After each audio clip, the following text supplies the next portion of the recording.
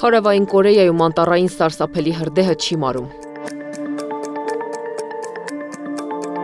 Հրդեհն ընդգրկել է երկրի հարավային շրջանները, խլելով 18 մարդու կյանք, հողին հավասարեցնելով ավելի քան 200 կառույց և դառնալով հազարավոր մարդկանց տարհանման պատճառ։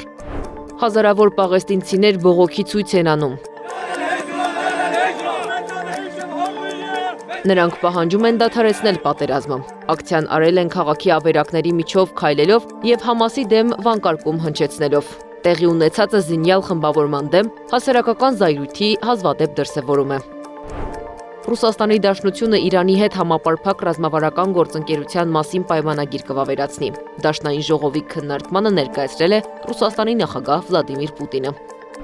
Էրդողանը սպառնում է ընդդիմությանը։ Ժողովրդավարության և տնտեսության դեմ բոլոր ոտնձգողները կենթարկվեն քրեական պատասխանատվության։ Էրդողանի խոսքով Իմամօղլուի և նրա շրջապատի նկատմամբ հետաքննությունը ցույց է տալիս, որ կոռուպցիան ակնհայտ է Ստամբուլի բնակիչների գաղտնի տեղեկատվության գողությունից մինչև 100 միլիոնավոր լիրաների գողություն։